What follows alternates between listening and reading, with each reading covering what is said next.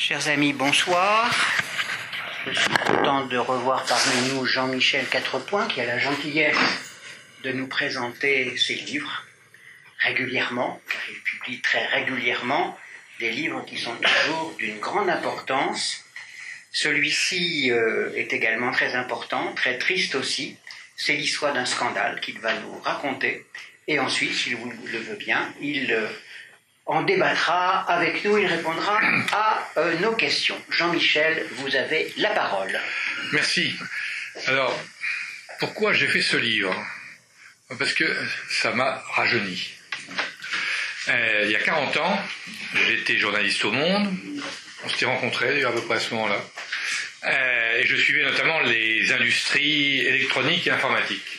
Et pour les plus anciens d'entre vous, il y a eu une affaire qui a commencé, c'est celle de la fusion entre C2I et Honeywell Bull.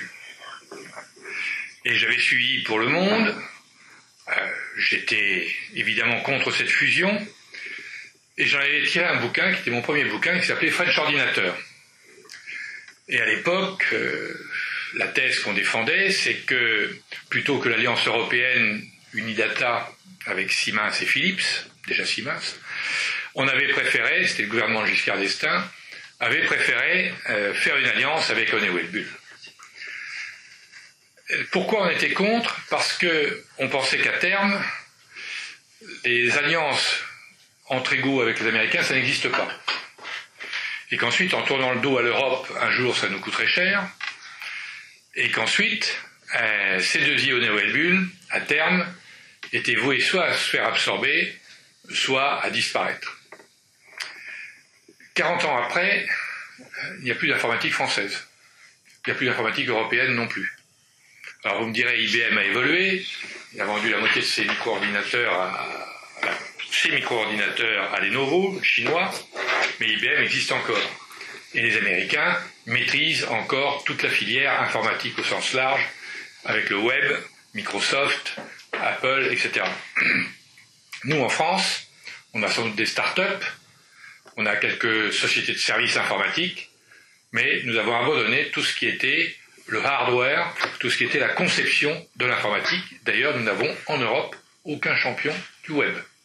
Les champions du web aujourd'hui, ils sont américains, ce qu'on appelle les GAFA, Google, Apple, Facebook, Amazon, plus Microsoft, et leurs seuls concurrents sont chinois, ce que les Chinois appellent les BAT, Baidu, Alibaba, Tencent. Mais il n'y a pas d'Européens.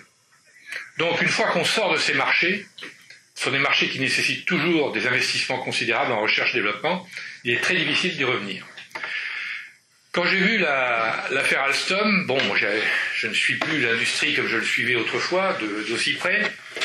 J'ai vendu la lettre A il y a maintenant 8 ans, donc étant un retraité actif, je me suis mis à écrire des bouquins et je me suis passionné pour la géopolitique, la géoéconomie. Donc les derniers livres que j'ai écrits étaient des livres de géostratégie. J'étais venu pour le choc des empires la dernière fois. Et là-dessus éclate, en 2014, l'affaire Alstom. Au début, j'ai regardé, j'ai suivi ça d'un peu loin, je connais un peu la musique quand même, je me dis bon, c'est quand même pas très malin de larguer Alstom à General Electric. Et fin juin, je ne sais pas si vous vous souvenez, mais on nous a présenté un accord entre égaux. On nous a expliqué qu'on ne pouvait évidemment pas signer avec Siemens, parce que Alstom ne voulait pas, mais qu'avec General Electric, c'était un accord entre égaux, avec un magnifique graphique d'ailleurs, où on nous disait qu'il y avait 3 filiales communes, 50-50, à parité. Moi j'ai cru Montebourg, Montebourg a été expliqué ça devant le député.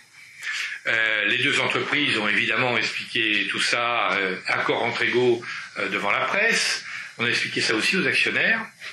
Et puis au mois de novembre 2014, Macron, qui avait remplacé Montebourg, signe le décret autorisant l'opération, et Alstom est obligé de communiquer à ses actionnaires à l'occasion d'une assemblée générale extraordinaire, et dans les documents donnés aux actionnaires, 15 jours avant, c'est la loi, qu'est-ce qu'on découvre? Il y avait des extraits de l'accord, ce n'était pas un accord entre égaux, c'était d'abord du 51-49 sur 2 des filiales, hein, et que effectivement General Electric avait bien évidemment tous les pouvoirs, gérer la trésorerie, nommer le président, et que la filiale commune nucléaire, c'était pas du 50-50, ni même du 51-49, mais du 80-20.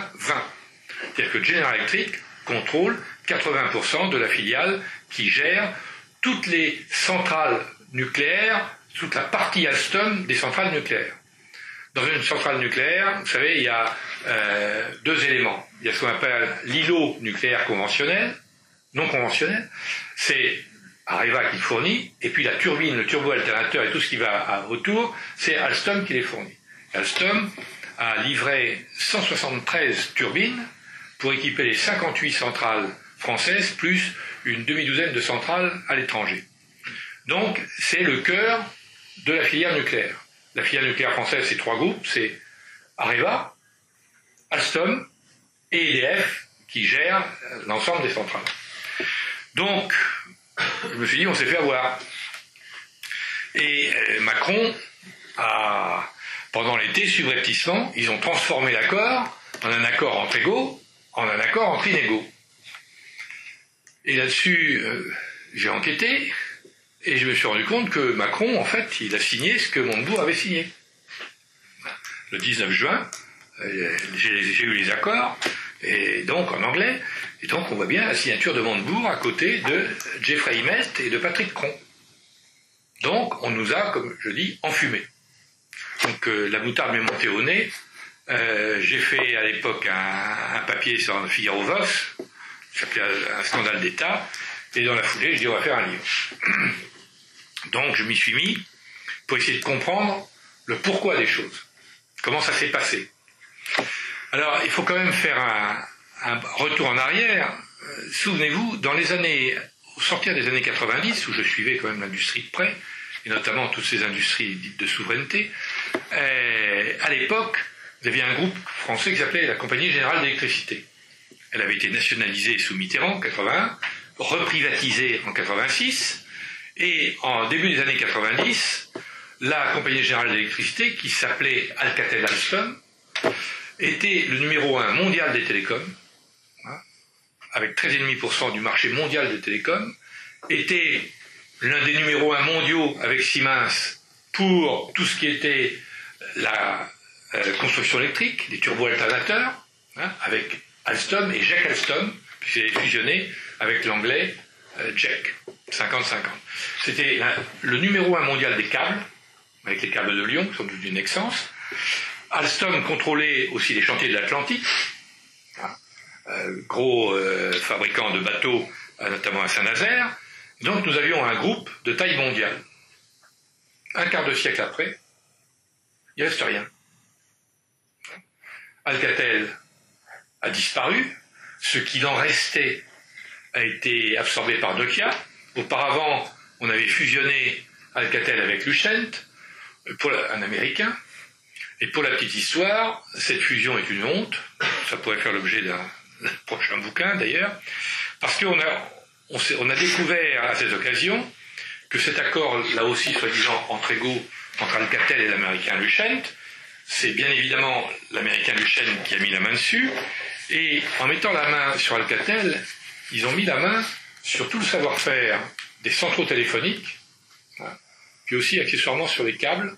D'ailleurs, j'ai appris depuis récemment qu'une des premières décisions de la direction américaine d'Alcatel-Lucent avait été de déménager le terminal des câbles vers les États-Unis, le terminal qui était en France, ils l'ont déménagé à Gatwick. De là à penser que s'ils l'ont déménagé à Gatwick, c'est pour plus facilement aller écouter, parce que vous savez, les câbles sous-marins, c'est facile à écouter. La NSA, elle écoute les satellites, mais les câbles sous-marins, il suffit de mettre des butonniaux au départ des câbles et vous arrivez à écouter. Hein. Donc, c'est pas neutre quand on perd le contrôle de telles entreprises. Donc, Alcatel a disparu, hein, et Alstom a failli disparaître en 2003 parce qu'il y a eu une série d'erreurs là aussi. Hein. C'est vrai que le management français dans les années 90, mais ça on pourra en reparler après, parce que c'est une des grandes disons pas découverte, mais une des grandes analyses qu'on peut faire, c'est qu'il y a eu pas seulement une faillite de l'État, une faillite du management et des managers français. Donc en 2003, Alstom manque de mourir. C'est vrai que Sarkozy va réussir à sauver Alstom, avec Francis Mer aussi, ils sont deux. Mais la commission de Bruxelles exige que l'État prenne 20% de ce qui est resté d'Alstom. La commission de Bruxelles exige que très rapidement l'État vende sa participation. Donc c'est là où on va chercher Bouygues. Pourquoi Bouygues? Parce que d'abord c'est vrai qu'il a de bonnes relations avec Nicolas Sarkozy, hein, mais aussi Francis Bouygues avait caressé un rêve dans les années 80, celui de rentrer dans le nucléaire. Il y avait déjà eu une discussion, une négociation, y compris sous la gauche à l'époque, pour voir si la possibilité, si Bouygues pouvait rentrer dans le nucléaire et devenir un des actionnaires de référence de ce qui était Framatome à l'époque. Bouygues fait déjà le béton des centrales, hein. Donc il y a eu, je peux dire qu'il y a une logique, certaines synergies, et ensuite l'idée de Bouygues était de devenir l'actionnaire de référence d'Areva, ce que visiblement Nicolas Sarkozy lui avait fait miroiter. Là-dessus, Bouygues rentre donc dans le capital, reprend les 20% de l'État, prend 10% de plus et devient actionnaire à 30%. Sauf qu'il va être un actionnaire dormant. C'est-à-dire que Patrick Cron, comme tout bon manager français, se concocte un conseil d'administration sur mesure, et sur les 14 membres du conseil, Bouygues n'a droit qu'à 2 membres. Ce qui n'est pas beaucoup, alors qu'il a 30%, actionnaire principal. Et à partir de là, Cron décide de vendre les chantiers de l'Atlantique. Je pense qu'il a fait une erreur stratégique. Et commence la bagarre. Alors Siemens, évidemment, a tout fait pour faire capoter le sauvetage d'Alstom, d'où la haine entre Alstom, Patrick Cron et les gens de Siemens, qui va jouer un rôle dans l'affaire avec General Electric, et va commencer une bagarre, une querelle de chiffonniers, querelle d'ego, entre Anne Lauvergeon, qui dirige Areva, Proglio ensuite, à partir de 2007, qui dirige EDF, et Patrick Cron, qui dirige Alstom. Chacun essayant de devenir le patron de la filière nucléaire. Cron a des vues sur Areva. Areva, évidemment, Anne Lauvergeon refuse de faire quelques rapprochements que ce soit avec Cron. Cron se fâche avec ses principaux fournisseurs, parce qu'il a mauvais caractère, hein. La SNCF et EDF. Et vous avez progressivement un Alstom qui se ratatine. Arrive la crise de 2008, 2010, 2011, et les grandes utilities, c'est-à-dire les grandes compagnies d'électricité dans le monde, coupent leurs commandes.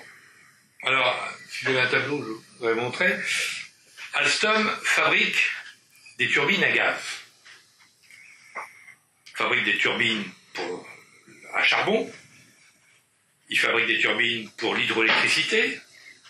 Ils sont présents dans le grid, ce qu'on appelle les réseaux, le transport d'électricité. Ils sont dans le renouvelable, c'est-à-dire l'éolien, notamment offshore. Et ils sont bien évidemment dans toute la filière nucléaire avec leurs turbines Arabelle. Les turbines à gaz ont toujours posé un problème à Alstom. Alors là, je rentre un peu dans le détail technique. Pourquoi? Parce que dans les années... C'est une histoire assez intéressante, hein. Quand on a fusionné GEC et Alstom, Alstom avait une compétence sur les turbines à gaz, dans l'usine de Belfort notamment. Ils fabriquaient des turbines à gaz sous licence General Electric, déjà. Et quand ils fusionnent avec l'anglais GEC, 50-50, très mauvais les fusions 50-50, on part du principe que les Anglais sont meilleurs commerçants Et donc, on laisse le réseau commercial à GEC.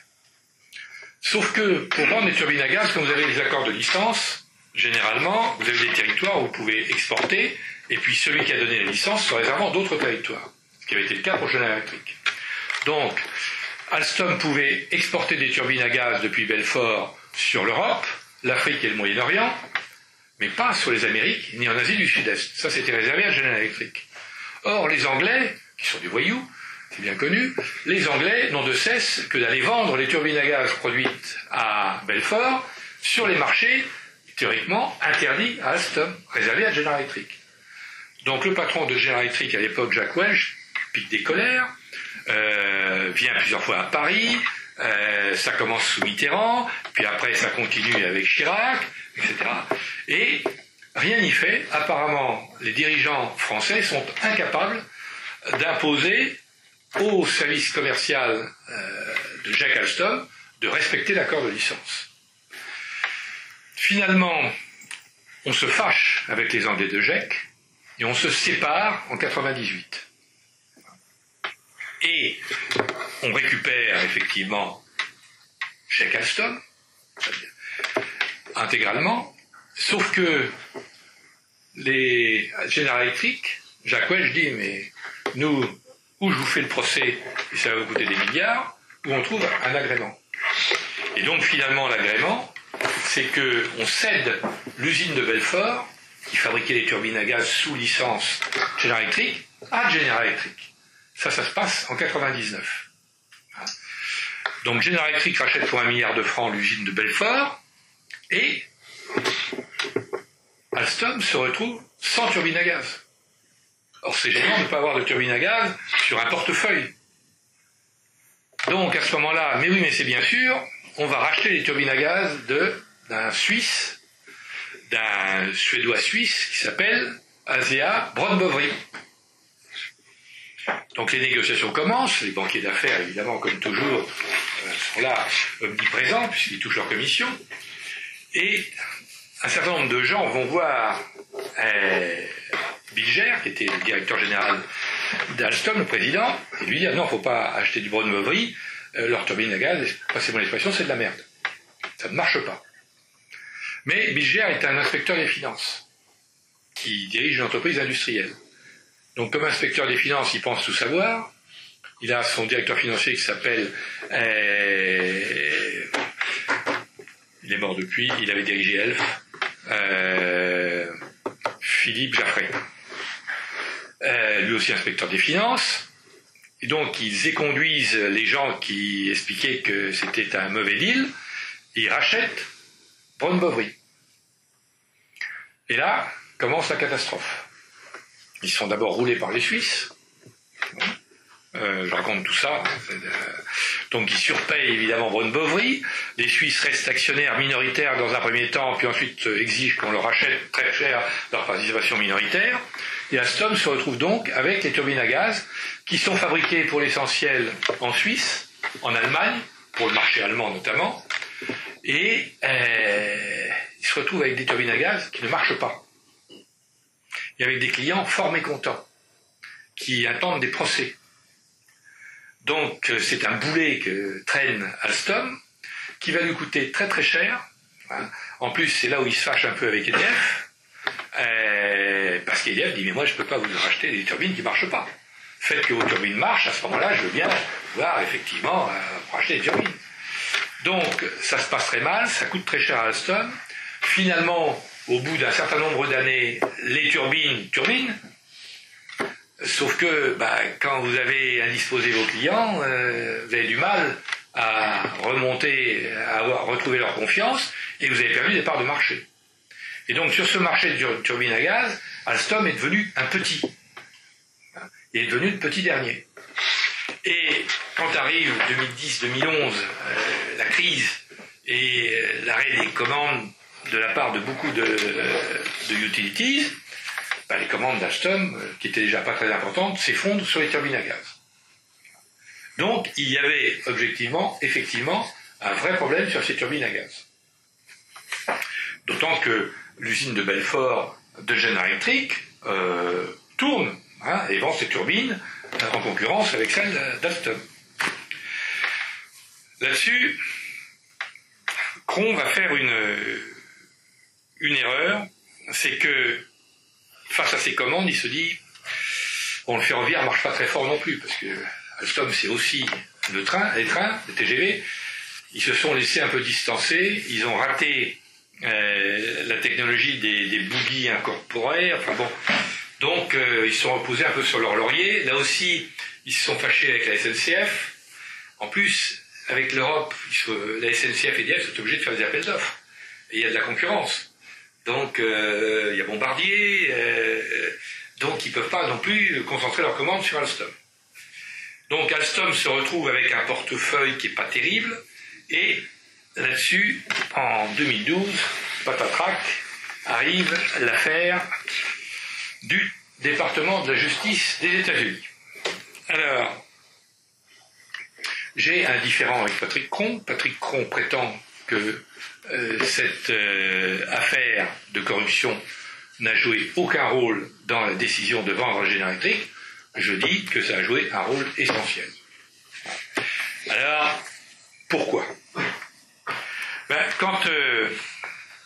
Pour reprendre l'affaire de la corruption, je ne sais pas si vous êtes familiarisé avec ce genre de marché, mais c'est vrai que pendant longtemps, pour les grands marchés, que ce soit les marchés d'armement, d'aéronautique ou autres, bien souvent dans les pays du tiers-monde, il fallait arrondir les angles, et donc arroser. Sauf que, au fil des ans, Alstom a été affaibli et a donc été amené dans les années 2000 à prendre, fin des années 90 et années 2000, à prendre des contrats, là aussi, des contrats dits merdiques, c'est-à-dire des petits contrats où on est obligé d'arroser. Alors que les grands du secteur, ils sont trois essentiellement, hein, avec Alstom. Vous avez Siemens, General Electric et Mitsubishi. Quand vous êtes en position dominante, vous pouvez vous permettre de ne pas prendre des petits contrats sur lesquels les marges sont très faibles, et en plus vous êtes obligé d'arroser. Or, depuis une quinzaine d'années, les Américains font la chasse à la corruption. Ils ont mis en place, alors ça remonte déjà à la fin des années 70, mais ça s'est réellement mis en place à partir début des années 2000, le FATCA, qui est le Foreign, c'est une de ces nombreuses lois qui punit la corruption. Et les Américains ont ceci ils ont tous les termes de la puissance, et donc ils peuvent imposer l'extraterritorialité. C'est-à-dire qu'il suffit que vous ayez fait une transaction en dollars. Autrefois, il y a 25 ans, vous pouviez faire des transactions en dollars sans passer par les États-Unis. Aujourd'hui, toute transaction en dollars est compensée aux États-Unis, c'est-à-dire qu'avec les réseaux informatiques, c'est avec le développement de l'informatique, hein, tout transite par les États-Unis. Donc déjà, si vous faites une transaction en dollars, vous pouvez être intercepté par les États-Unis, et les États-Unis prennent prétexte que la transaction ayant transité par les États-Unis, donc vous tombez sous le coup de la loi américaine. Même chose pour les faits de corruption. Même si la corruption ne concerne pas une entreprise, n'a pas été faite aux États-Unis, qu'elle a été faite dans un pays à l'autre bout du monde, que ça ne concerne pas les citoyens américains, les Américains estiment qu'ils ont une extraterritorialité, et comme ils peuvent imposer leurs droits à un certain nombre de pays, donc ils peuvent lancer les poursuites contre vous. Alors, en 2003, Alstom a signé un contrat avec l'EDF indonésien, avec un associé, d'ailleurs un japonais qui s'appelait Marubeni, et c'est un petit contrat, une centrale à charbon, 118 millions de dollars, pas grand-chose. Alors, il se trouve qu'un des concurrents, c'était un groupe américain. En juillet 2010, la justice indonésienne, sans doute bien informée, lance une enquête avec un soupçon de versement de 2 commissions. Et en 2011, le département de la justice des États-Unis se saisit de l'affaire et prévient Alstom. Il leur dit, attention, nous ouvrons un dossier, inquiries, contre vous, au nom du FATCA.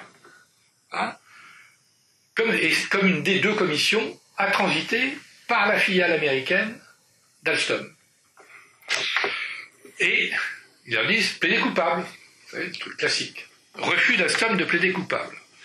À ce moment-là, la machine judiciaire américaine se met en branle, hein, et ils étendent l'enquête à d'autres faits de corruption qu'ils estiment avérés en Arabie Saoudite, en Égypte, aux Bahamas, pour des centrales électriques, le métro de Taipei aussi. Bon. Et donc, il y en a pour 75 millions de dollars de commission, et pour plusieurs milliards de contrats. Et le DEJ, le 2 novembre 2012, fait traquer un des cadres d'Alstom États-Unis, qui s'appelle Rothschild, ça ne s'invente pas, il n'a rien à voir avec la famille, et le cadre, évidemment, plaide coupable, voilà, puisqu'on les fait miroiter, les remises de peine, etc., et il remet les enregistrements et un certain nombre de mails à la justice américaine. Je pense que la justice américaine a eu d'autres sources de renseignements. La NSA est assez efficace dans ce domaine. Hein. Ensuite, ils ont envoyé le FBI aux quatre coins du monde, y compris à Paris d'ailleurs, hein, au siège d'Alstom, 40 enquêteurs. Hein, quand la justice américaine se déplace, et Alstom refuse toujours de plaider coupable. Et donc là, je pense que, comme BNP Paribas, ils n'ont pas compris la mécanique américaine. Hein. Ils ont sous-estimé le rouleau compresseur de la justice américaine. Et le 13 avril 2013, un des dirigeants d'Alstom, Frédéric Pierucci, alors Frédéric Pierucci, il a 25 ans de maison, c'est un des cadres N-1 hein, directement, c'est un personnage très important. Il a dirigé pendant plusieurs années la filiale d'Alstom aux États-Unis, notamment à l'époque où il y a eu cette commission en Indonésie. Depuis, il avait grimpé les échelons, et là, il avait été envoyé à Shanghai pour négocier un accord avec Shanghai Electric Power, donc des principales compagnies électriques chinoises, pour essayer de leur vendre une technologie qu'Alstom a développée pour des centrales à vapeur, une technologie vraiment innovante. Et gros marché. Donc il était en train de négocier, de s'installer à Shanghai avec sa femme et ses enfants, et il fait une erreur, personne ne le met en garde.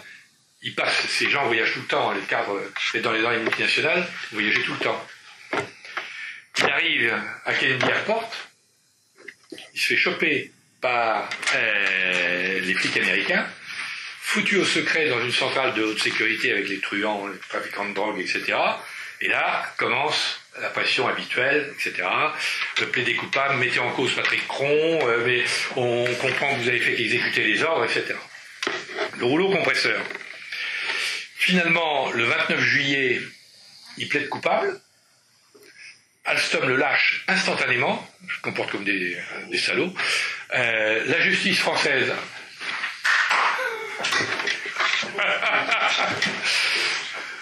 vous avez perdu le feuilleton. Vous avez perdu le feuilleton.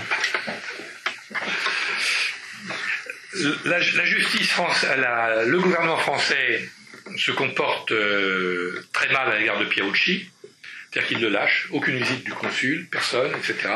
Hein, alors qu'on a fait beaucoup plus pour, je pense notamment à la femme qui était au Mexique. Hein, bon, là, Pierucci, personne, les abonnés absents, pas de visite, il reste au secret, etc. Je pense donc qu'on est l'été 2013. Là, les gens d'Alstom, Patrick Cron se rend compte que c'est sérieux, et qu'ils font une note d'ailleurs à l'ensemble de l'encadrement en leur expliquant qu'il y a des risques quand même à voyager aux États-Unis, etc. Et ça veut dire que si vous êtes dans une multinationale et que la centaine de cadres dirigeants ne peut plus voyager dans les 2/3 des pays du monde, vous ne pouvez plus diriger, hein, c'est fini. Donc, je pense que c'est là que Patrick Cron prend la décision d'aller voir General Electric, hein, qui attendait son heure. Parce que General Electric ça je l'ai appris depuis, il y avait eu en 2009, une bataille entre Alstom et General Electric pour racheter TND. TND, c'était la société que contrôlait Areva et qui gérait les réseaux de distribution d'électricité. Donc on a obligé Areva à céder TND, et il y avait deux offres, l'une que se partageaient Alstom et Schneider, et l'autre General Electric. Finalement, c'est Alstom Schneider qui l'a emporté. General Electric l'a assez mal vécu. Il s'est associé avec un fonds qui s'appelait CVC Capital. Et l'un des dirigeants de CVC Capital, qui avait participé au montage de la proposition de General Electric, c'était Grégoire Pouguillaume, un ancien d'Alstom, qu'Alstom avait réembauché d'ailleurs après cette affaire. Et donc, Grégoire Pouguillaume connaît très bien les gens de General Electric, qui avaient travaillé avec eux sur l'offre TND. Et Patrick Cron l'envoie prendre langue avec les dirigeants de General Electric, sonder le terrain. 3 personnes sont au courant. Patrick Cron, Grégoire Pouguillaume. Grégoire Pouguillaume est le fils de Pouguillaume, quelqu'un qui avait servi un peu de mentor à Patrick Cron quand il était chez Péchinet. En famille, quand même. Ça, les réseaux, ça fonctionne. Et Kate Carr, qui est le directeur juridique d'Alstom. Je ne pense pas que, à ce moment-là, Bouygues soit au courant. Fols, qui est au conseil d'administration, qui est un ami de Cron, est sans doute mis au courant. Le 9 février, il y a un dîner qui est organisé au Bristol entre Jeffrey Immelt et 2 dirigeants de GE et Kate Carr et Patrick Cron. Comme je dis, ils se mettent d'accord sur le principe. Ça tombe bien, il y en a un qui est acheteur, l'autre qui est vendeur. Donc, et je suis convaincu qu'à partir de ce moment-là, Cron a des assurances qu'il pourra aller aux États-Unis sans se faire coxer par le DOJ. Il se rend effectivement aux États-Unis le 23 mars pour négocier les modalités concrètes de la vente. Il s'y rend avec Kate Carr. Ils ne sont pas inquiétés. Et le deal est définitivement signé le 23 avril. Et ils avaient espéré effectivement garder le secret jusqu'au 9 mai pour mettre tout le monde devant le fait accompli, prévenir les conseils d'administration, ensuite préparer la communication, etc., prévenir le gouvernement à ce moment-là. Là-dessus, il y a une fuite de l'agence Bloomberg le 23 avril. Patrick Cron s'était rendu à Chicago pour signer le protocole d'accord avec Jeffrey Immelt, et la fuite survient quand il rentre sur Paris dans l'avion. Alors pourquoi la fuite? Qui a fait la fuite? J'ai ma petite idée, j'ai pas été démenti. On dit mais il n'y a pas l'affaire du DOJ, il a joué aucun rôle, General Electric, etc. Ne s'en occupait pas, etc. C'est faux. Parce que de toute façon, il était prévu initialement que General Electric reprenne les actifs et les passifs d'Alstom, dont les passifs judiciaires, évidemment. Ça fait partie du deal. Là-dessus, bien évidemment, General Electric était au courant de l'action du DOJ. À l'époque, on parlait d'une amende de plus d'1 milliard de dollars. On parlait même d'1,5 milliard au début. Donc, comme je dis, bien sûr, il y a une séparation des pouvoirs aux États-Unis. Le judiciaire est indépendant du monde économique, sauf que General Electric, comme les entreprises françaises, mais encore plus que les entreprises françaises, les groupes américains, les passerelles entre le privé et le public sont permanentes, dans les deux sens et réciproquement. Donc, General Electric emploie énormément d'anciens du DOJ, dans son service juridique, c'est logique. Comme il emploie énormément d'anciens du Trésor américain, son département juridique comptable a 950 personnes. Et ce qui permet à General Electric d'être le principal tax avoider, c'est-à-dire celui qui fait le plus d'exemptions d'impôts.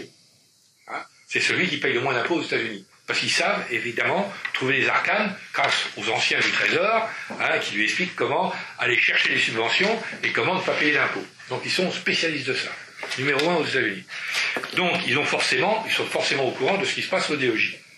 De la même façon, Bloomberg, vous savez, les agences de presse fonctionnent comme les journaux, avec des spécialistes.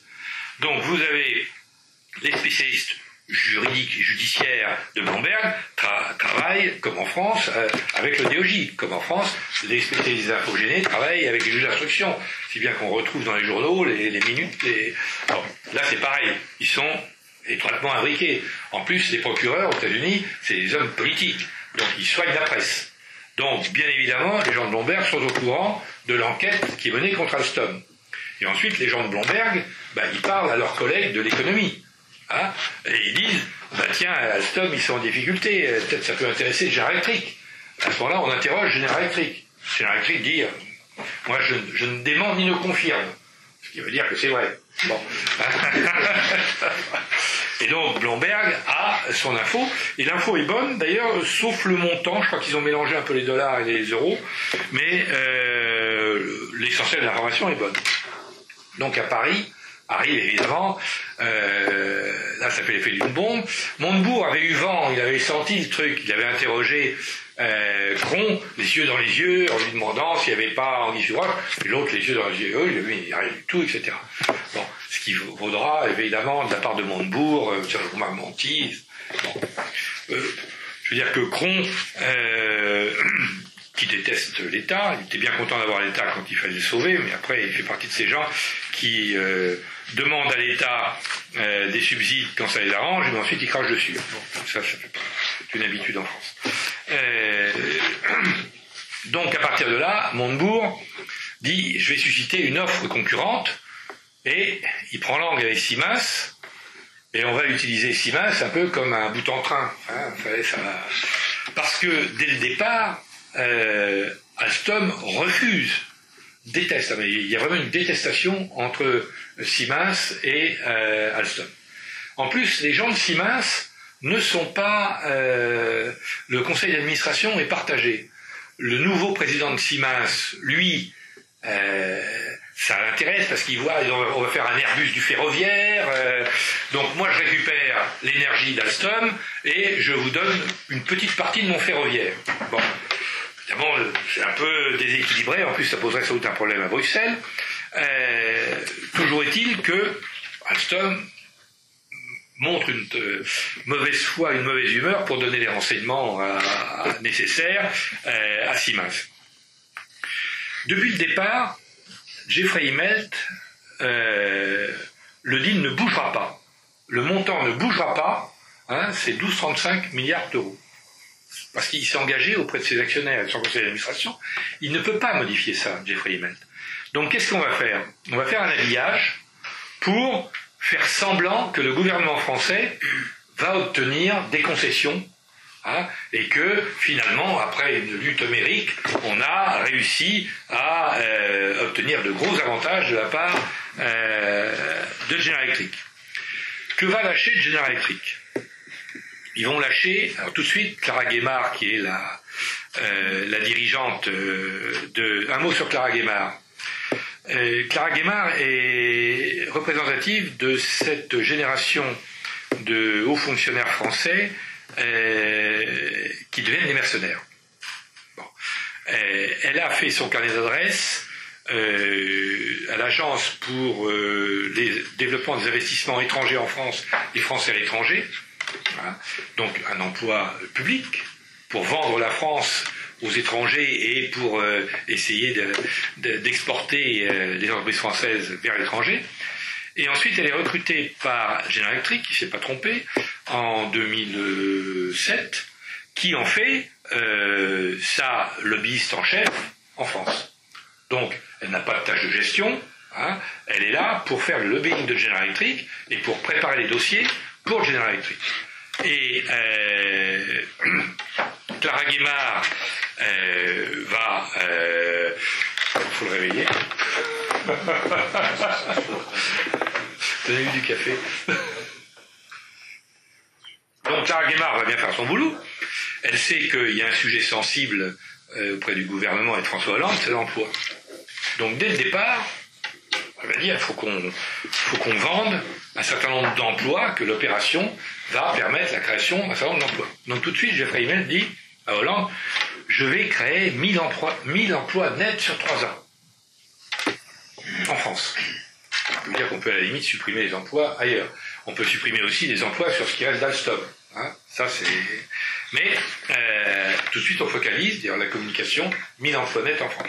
Et puis ensuite on va faire, effectivement, General Electric va récupérer tout ce qui est le gaz, tout ce qui est la vapeur dans le monde, mais on va faire 3 filiales, une pour le nucléaire en France, une pour l'hydraulique et les énergies renouvelables, et une pour le grid, c'est-à-dire les réseaux de transport. Et pendant 2 mois, on va amuser la galerie. Alors Siemens, entre-temps, la première offre de Siemens n'était pas intéressante, mais dans un deuxième temps, il s'allie avec Mitsubishi et il présente une offre qui est moyenne, quoi. Cela dit, c'est plus une offre, c'est plus l'Airbus européen puisqu'on fait venir un japonais. Donc, en termes de communication, c'est pas bon. Là-dessus, il y a un conseil à l'Élysée le 18 juin, date historique, mais là, c'est pas le bon côté de l'histoire cette fois. Et les 2 offres sont sur la table. Il se trouve que le matin, Siemens et Mitsubishi ont remis une 3e offre qui, celle-là, est intéressante. Elle est intéressante parce que Siemens se propose de racheter effectivement toute la partie turbine à gaz d'Alstom pour un prix intéressant, un prix important.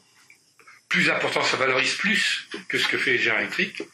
Et sur le reste d'Alstom, c'est-à-dire le nucléaire, la vapeur en France, l'hydraulique où Alstom est leader mondial, le grid, les énergies renouvelables, Mitsubishi prend 40%, Alstom conservant 60%.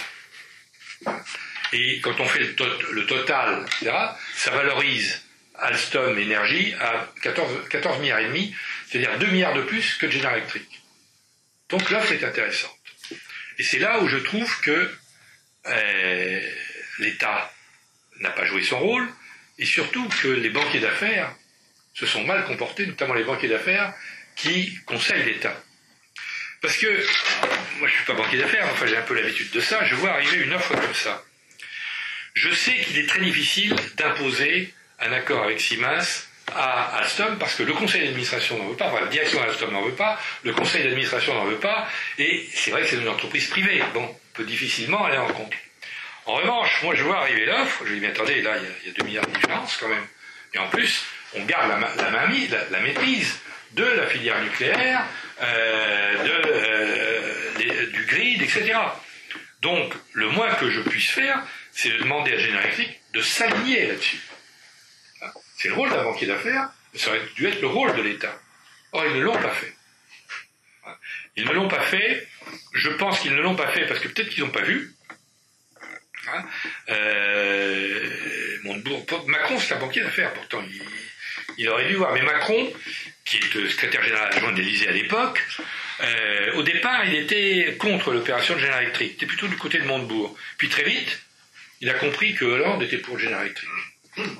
Parce que le fond du problème, il est là. Hollande, il est pour le General Electric, parce que le General Electric est un très gros employeur en France, parce que, il y a le tropisme atlantiste, parce que, Siemens, on lui explique que c'est pas possible, effectivement. Donc, Macron, malin, se dit, de toute façon, la décision est prise, c'est le General Electric, donc, banco pour le General Electric. Et il ne réagit pas, et même il enfonce Montebourg, qui était pour Siemens. Et donc Montebourg comprend qu'il a perdu, et ils vont habiller le truc en faisant de la com, et en faisant croire qu'il a obtenu une grande victoire. La grande victoire, c'est, dans ce qui restera d'Alstom, le Alstom Croupion, le ferroviaire, c'est-à-dire un quart de ce qu'était Alstom, l'État prendra 20%, rachètera 20% à Bouygues. Voilà. Bon. Donc, ils présentent ça comme une grande victoire, etc. Et donc la communication se met en branle, et tout le monde nous présente l'accord. On est le 20 juin, accord entre égaux. Les 3 filiales ont été faites pour habiller, puisqu'il est prévu que dans 4 ans, General Electric rachète les 49% et les 20% détenus par Alstom, à un prix déterminé à l'avance. Les conditions sont prévues. Et donc c'est un habillage. Hein. À terme, General Electric récupérera 100% d'Alstom Power. General Electric fait une excellente affaire, parce qu'ils obtiendront même 300 millions de rabais cet été encore. Donc ils payent 12,05 milliards d'euros. Là-dessus, ils récupèrent 1,9 milliard de cash dans la trésorerie d'Alstom Power. Donc en fait, en décaissement, ça fait 8 milliards. Comme Alstom lui rachète la signalisation, son activité de signalisation sur le ferroviaire, c'est 600 millions d'euros en plus, qui rentrent dans les poches de General Electric. Donc vraiment, ils payent pas cher. Vraiment, ils payent pas cher. Et ils mettent la main sur Alstom Power, quand même, et surtout, ils mettent la main sur toute la maintenance de la partie conventionnelle de notre parc nucléaire. Alors, il faut savoir que c'est ça qui est énorme. Quand vous vendez une turbine, les marges sur les turbines, c'est pas énorme, hein, c'est 8% en moyenne et encore. Quand vous avez la maintenance des turbines, c'est 35% de marge. Dans tous ces grands contrats, que ce soit dans l'armement, c'est la même chose. L'aéronautique, c'est la même chose. Vous gagnez de l'argent sur la maintenance. Parce que c'est pendant 20 ans, 25 ans, 30 ans, c'est récurrent. Et c'est une cash machine. Et là, il va y avoir le grand carénage. C'est-à-dire qu'on va prolonger la durée de vie des centrales nucléaires à 40 voire 50 ans. C'est un marché qui représente pour Alstom, moi j'ai calculé, c'est à peu près sur les 10 prochaines années, c'est 10 milliards d'euros de marché. Donc il récupère un marché captif. C'est donc une excellente affaire pour General Electric. Les actionnaires d'Alstom, alors Bouygues, effectivement, c'est vrai que Bouygues voulait sortir, parce que il n'y a pas eu les synergies qu'il espérait, il n'est pas devenu le patron de la filière nucléaire, en plus il est collé avec ses 30% dans Alstom, il n'a pas obtenu le rachat de SFR, parce qu'il y a eu à un moment donné une tentative de Montebourg d'ailleurs, d'essayer de faire une opération où Bouygues vendait ses 20%, ses 30% dans Alstom. Avec cet argent, il rachetait SFR et on ramenait de 4 à 3 les opérateurs de télécom. Aujourd'hui, la plupart des gens sont convaincus qu'il n'y a la place que pour 3 opérateurs. Voilà.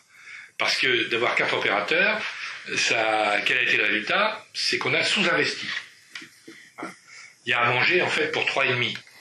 Il n'y a pas à manger pour 4. Donc le résultat, on sous-investit et on fait la guerre des prix. Mais moi quand je vois le sous-investissement par rapport à des pays comme la Corée et autres, ou même la Chine, on est sous-investi. Donc l'idée est proposée à Hollande, Bouygues va voir Hollande, et Hollande ne donne pas suite. Pourquoi il ne donne pas suite? Souvent c'est des petits détails. Parce que Drahi, qui est candidat pour racheter SFR, avec de la dette d'ailleurs, mais se propose de racheter Libération. Pour lui, 10 millions d'euros, 12 millions d'euros, c'est rien du tout quand on est endetté à hauteur de 47 milliards. Et Hollande, évidemment, désiré, il dit, moi je ne peux pas accepter que Libération meure sous mon quinquennat. Donc il faut me sauver Libération. Puis il ne va pas racheter Libération. Il y a déjà TF1, etc. Donc il ne peut pas. Alors Drahi, en revanche, lui, il rachète Libération, il rachète l'Express, il rachète l'Expansion, etc. Ça ne me dérange pas. Et voilà comment on a raté une occasion. Toujours pour la petite histoire. Donc le résultat de tout ça, c'est que on est aujourd'hui avec General Electric qui... General Electric respectera le deal, hein, les 1000 emplois, il va les créer. Hein. Parce qu'en plus, c'est nécessaire. Mais ce qu'on n'a pas vu non plus, c'est les dégâts collatéraux de cet accord. Et c'est ça qui est extraordinaire. Alstom est un des 2 fournisseurs des turbines de la flotte de guerre française. Notamment le Charles de Gaulle. Les turbines du Charles de Gaulle, c'est Alstom. L'autre fournisseur, il se trouve que c'est Thermodyn. Et Thermodyn, c'est une société contrôlée par qui? Par General Electric. Donc aujourd'hui, General Electric a le monopole de la fourniture de toutes les turbines de la flotte de guerre française. Ce qui veut dire que si les Américains, pour une raison ou pour une autre, n'ont pas envie qu'on exporte un bateau dans un pays, hein, General Electric ne fabriquera pas la turbine. De la même façon, sur la filiale nucléaire, on a dit oui, mais on a préservé la turbine Arabelle parce que si jamais General Electric ne veut pas fabriquer sur ordre de Washington, ne veut pas fabriquer une turbine Arabelle à Belfort pour un contrat à l'exportation dans un pays qui est sous embargo américain ou autre, eh bien, nous avons la possibilité de faire fabriquer Arabelle par quelqu'un d'autre. Les mecs, ils rêvent. Vous savez, une turbine, ça se fabrique presque à l'unité. Il faut presque faire une forge pour chaque turbine. Donc, vous ne pouvez pas faire fabriquer Arabelle par n'importe qui. Hein, ça veut dire que si Areva et EDF vont à l'exportation avec Alstom et que, pour des raisons X ou Y, les Américains disent non, pas de turbine Arabelle pour ce marché en Chine ou ailleurs, à ce moment-là, EDF et Areva vont être obligés d'aller chercher un turbo-alternateur chez quelqu'un d'autre. Je pense que les Chinois fourniront parce qu'ils sont en train de monter en puissance. Hein. Mais donc, ça veut dire qu'on se prive. Hein, on enlève une des briques de notre filière nucléaire. Ensuite, donc j'ai parlé de la flotte de guerre. Vous avez aussi un truc hallucinant. On a découvert qu'il y avait une petite filiale qui s'appelait Satellite Tracking System. Alors Patrick Cron, interrogé, a dit je ne savais même pas qu'elle existait. C'est possible d'ailleurs. Hein. Alstom avait 500 filiales, donc c'est hérité de Nerpic, dans toutes les nombreuses fusions qu'il y a eu autour d'Alstom, etc. Merlin-Gerin.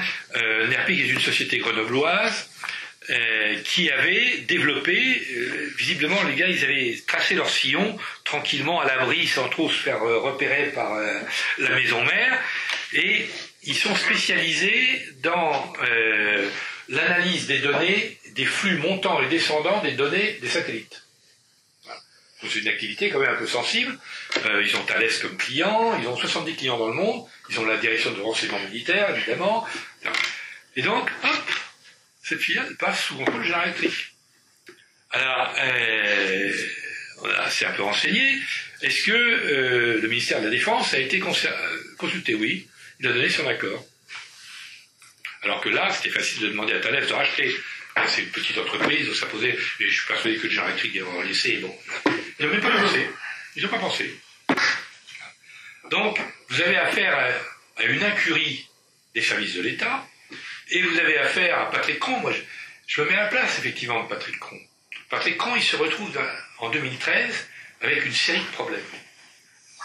Il a ses turbines à gaz qui ne vendent pas. Hein. Il a, dans le ferroviaire, ça ne marche pas terrible. Il n'a pas forcément la taille critique. Les Chinois montent en puissance.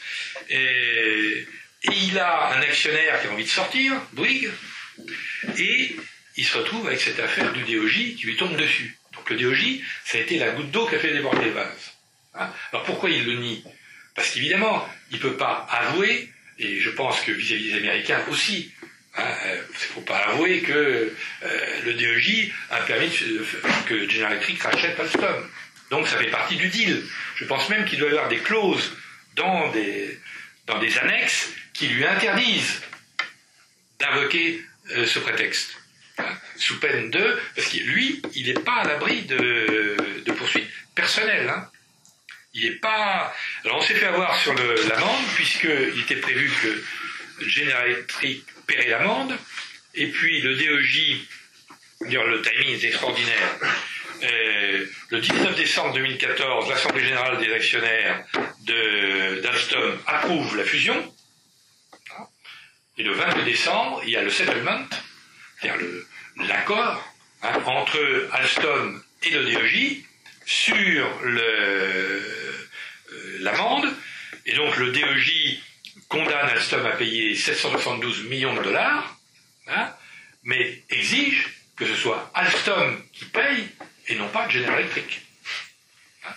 Et donc, la seule fleur qu'ils feront, c'est qu'ils autoriseront Alstom à ne payer qu'une fois touché l'argent de la vente de General Electric.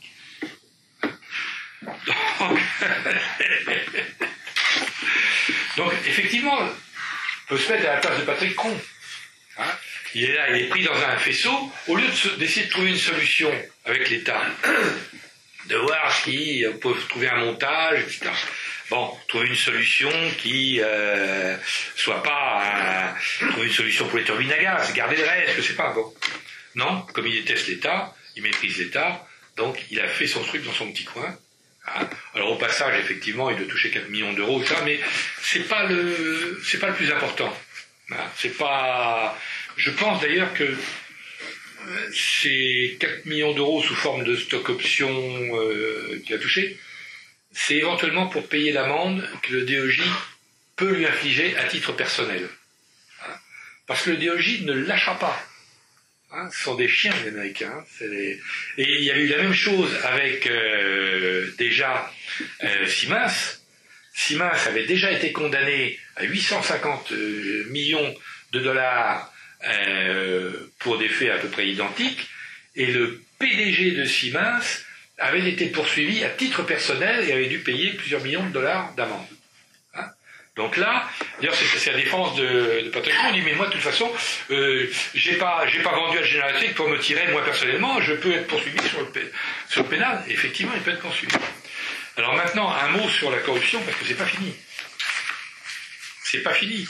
Patrick Cron dit oui, c'était une affaire qui était, j'étais pas encore PDG, c'est en 2003, c'était juste avant que je n'arrive, etc. Oui, sauf que des affaires, il y en a encore des kyrielles après 2003. Voilà. Donc les Anglais qui font un zèle de néophyte, les Anglais ont adopté l'équivalent du FATCA encore plus contraignant. C'est-à-dire qu'il suffit qu'il y ait eu même pas une filiale anglaise, mais que ça ait concerné de près ou de loin la Grande-Bretagne, pour qu'ils se saisissent du dossier et ils lancent une action judiciaire extraterritoriale. Et là, ils ont 3 affaires contre Alstom, pour de la corruption en Pologne, en Lettonie, dans le pays. Ils ont perquisitionné par tes fracas au siège d'Alstom Grande-Bretagne l'année dernière. Et l'un des dirigeants d'Alstom, qui vient d'être mis à la retraite, qui est un personnage très important, est inculpé. Et bon, il y a une très grosse affaire au Brésil aussi, avec le Brésil est en pleine opération Manuculité. Donc ils sont poursuivis pour 2 affaires, une affaire d'entente sur une centrale électrique, et puis une affaire sur le métro de Sao Paulo, de corruption. Les juges brésiliens ont déjà saisi 90 millions d'euros de trésorerie des filiales locales, etc. Donc c'est pas fini. Ils traînent ça comme... Alors, la corruption, c'est mal. C'est très mal. Cela dit, les Américains, eux, ont trouvé un autre moyen. Ils n'ont plus besoin d'arroser. Ils font ce qu'on appelle le trafic d'influence. La corruption, c'est l'arme des faibles aujourd'hui. Le trafic d'influence et l'influence, c'est l'arme des forts. Les Américains sont forts. Et le trafic d'influence, ça commence par acheter les élites des pays. Alors, vous regardez, acheter Mme Desmar, par exemple, qui ouvrira les portes. C'est dans les banques d'affaires, recruter en France tous les anciens énarques ou inspecteurs des finances qui sont, vous êtes près de la retraite à 65 ans, bon, les gars, ils n'ont pas forcément fait fortune. S'ils sont restés longtemps dans la fonction publique. Ben à ce moment-là, les banques d'affaires les prennent comme président de leur filiale à Paris, pour ouvrir les portes. Hein, et là, en quelques années, ils vont gagner ce qu'ils n'ont pas pu gagner en 40 ans. Ils sont là pour ouvrir les portes, ce sont des passeurs d'affaires. Bon, c'est de l'influence. Quand vous avez les Young Leaders, les programmes des French American Young Leaders, c'est de l'influence. On mise sur une vingtaine de jeunes qui monteront les échelons, hein, et qu'ensuite, bon, on pourra récupérer. Donc, alors, nous, on faisait ça autrefois, on faisait ça avec nos entreprises publiques.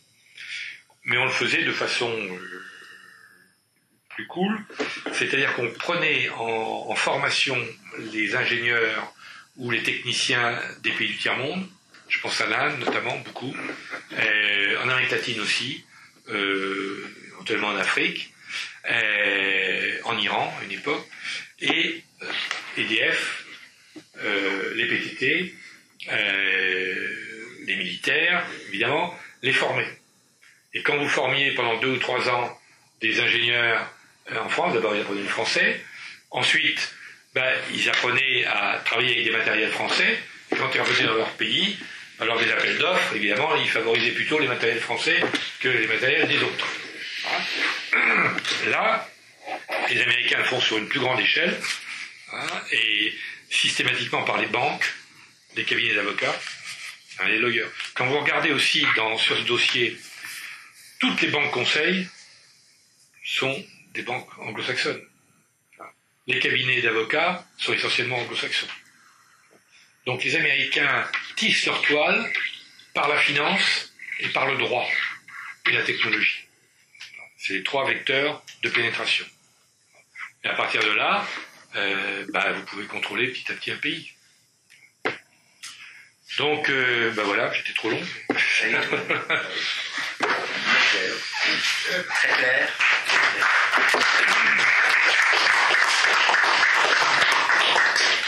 Dur à entendre. Bon, les questions, le débat est ouvert, bien sûr. C'est Raoul qui l'anime, comme d'habitude. Vas-y. Je vais faire peut-être un vocabulaire, mais est-ce que l'État français et finalement Alstom n'ont pas limité les dégâts en 2015 par rapport à tout ce qui s'est fait jusque-là? Parce que quand je préférerais être actionnaire chez General Electric plutôt que chez Alstom, par exemple. Non, on n'est pas actionnaire chez General Electric.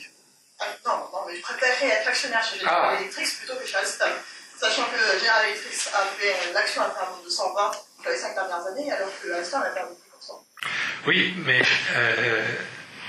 vous êtes actionnaire, c'est être actionnaire à titre individuel. Mais en même temps, vous êtes dans une collectivité. C'est tout le débat aussi sur le low cost. Producteur-consommateur.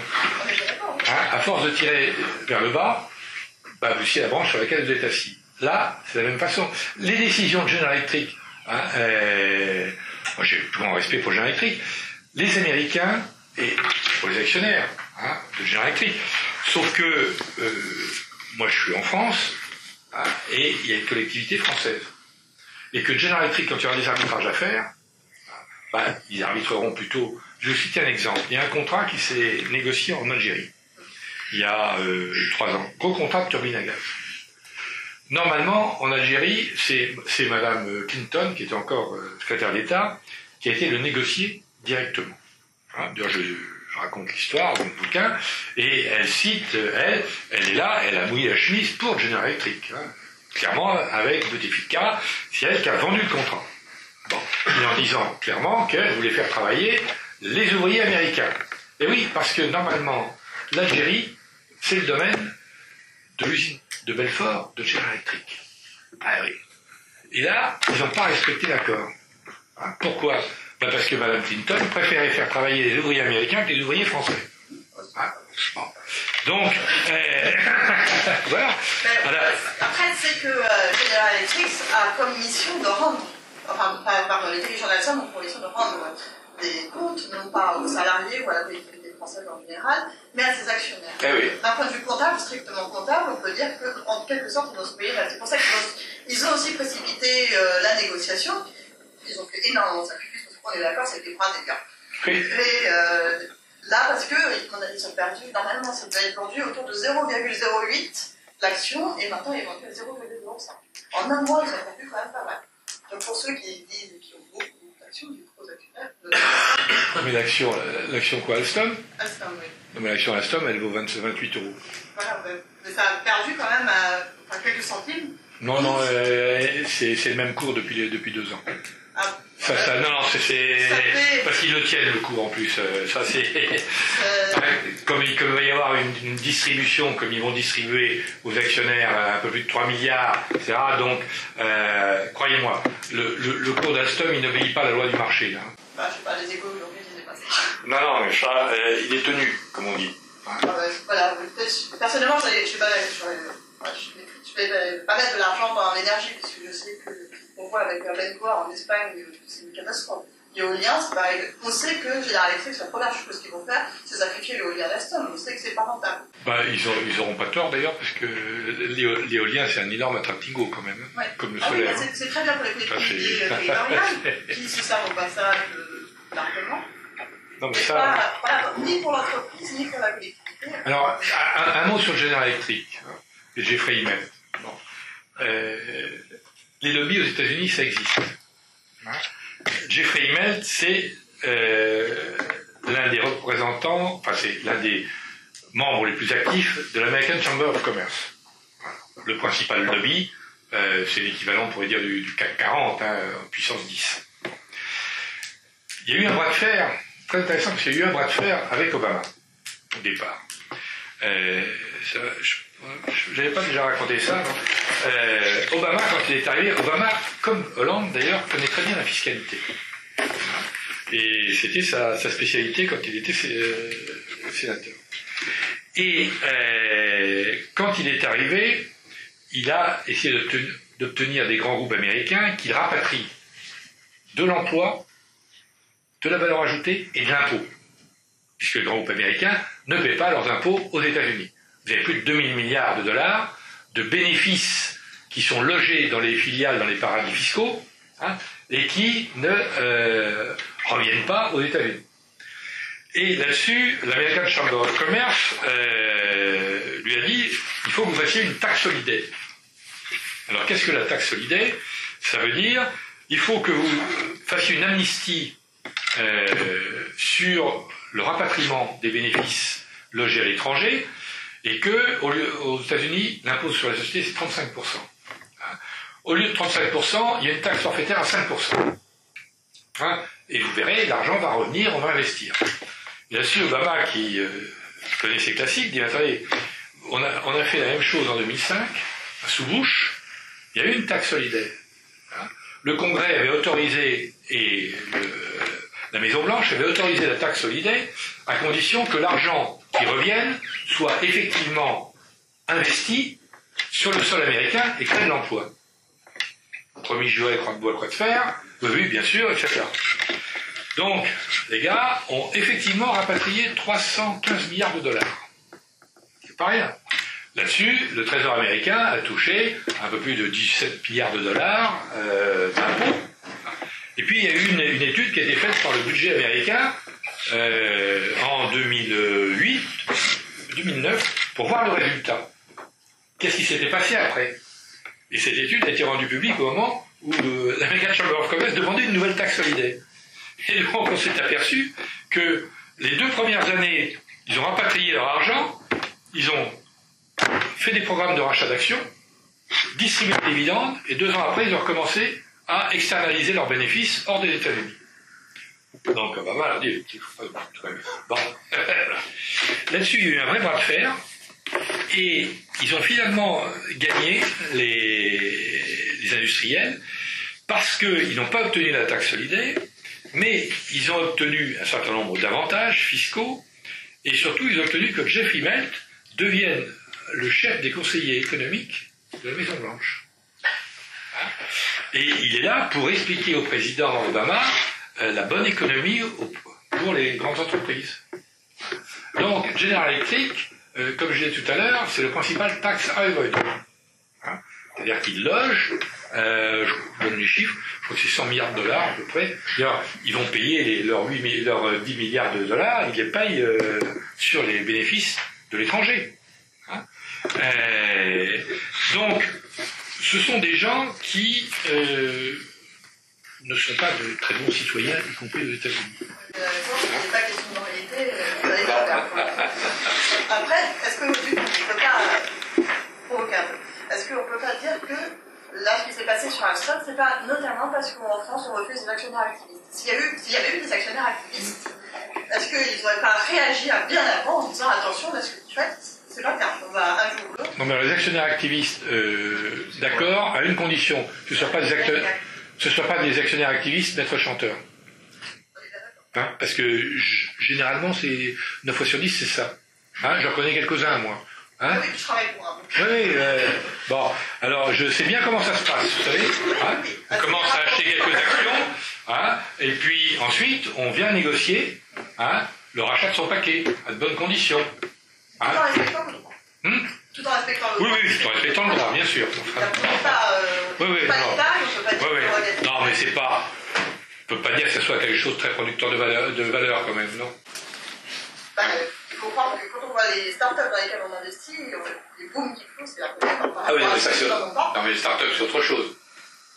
Là, les actionnaires activistes, c'est pas... Chez Samsung, par exemple, parce que la société... C'est pas une start-up, Samsung. Non, mais voilà, puisque vous dites que chez les startups, on ne peut pas comparer, vous dites chez Samsung, ce que l'on a fait, c'est véritablement pour ajouter de la valeur à la société, ce qui ne va pas dans l'intérêt de l'actionnaire majoritaire. Ce n'est pas forcément ce qu'ils veulent. En rachetant des plus petites sociétés, ça permet de placer la famille, etc. Mais ce n'est pas toujours dans l'intérêt de la collectivité. C'est tout ça. Oui, mais si vous voulez, moi je me méfie aussi de l'actionnaire activiste parce que c'est le court terme et le long terme. Hein, l'activiste, il est plutôt court-termiste. Hein, ça dépend, c'est très rare qu'on investisse déjà dans 5 ans. Obligé de... Parce que, généralement, on est coincé par les lois, justement, il y a de plus en plus de lois, et on est coincé, on ne peut pas se retrouver aussi vite qu'on y arrive, mais bien, c'est plus possible, ça se fait de moins en moins. Les États reprennent essaient en tout cas de reprendre la maîtrise de nos nations, c'est très bien. C'est le rôle de l'État. Oui. Oh. Ce qui est dommage sur ce dossier, General Electric, encore une fois, General Electric est sans doute la plus française des sociétés américaines. Hein, parce qu'historiquement, quand on reprend l'histoire, ça remonte à 80 ans. Hein, bon. Et c'est vrai que sur le CFM 56, c'est-à-dire le fameux moteur, la coopération est exemplaire. Il faut expliquer pourquoi elle est exemplaire. D'abord parce que on était à l'époque en position de force. Ensuite, c'était un bon accord parce qu'il a permis, c'est une joint venture 50-50 mais qui marche, 50-50 qui marche des rares, avec Safran, avec la SNECMA à l'époque. Ça permet effectivement de fournir des moteurs à Boeing et à Airbus. Et que General Electric seul aurait eu moins de chances de succès avec Airbus, et inversement, SNECMA avec Boeing, ça aurait été plus difficile. Donc, et en plus, chacun a apporté sa technologie. Quand c'est un vrai 50-50, je ne suis pas contre. Hein. Là, si vous voulez, sur ce dossier, ce qu'on aurait dû faire, c'est pour ça que je dis que la proposition de Siemens Mitsubishi, il fallait la transposer sur General Electric. C'est-à-dire vendre à General Electric les turbines à gaz. Hein, parce que, en plus, ce qui intéresse General Electric, c'est d'avoir accès au marché allemand. Hein. Or, le marché allemand, il était partagé entre Siemens, grosse partie, et Alstom, petite partie, héritage de Braun-Boveri. Et General Electric cherche à pénétrer le marché allemand depuis toujours, qui est cadenassé. Donc là, c'est pour ça que ça vaut cher, ça.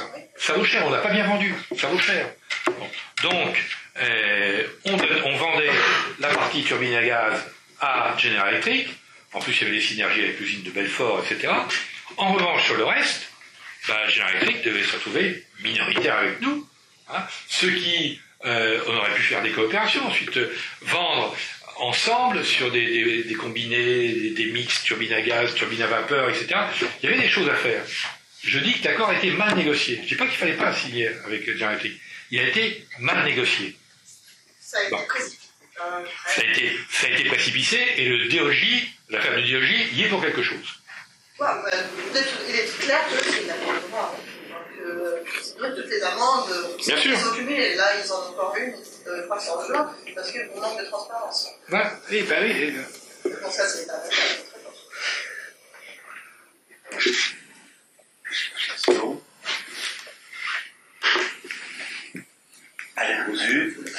Alain, j'ai bien compris, au tout début de la négociation, ils étaient plus que 3 dans l'affaire.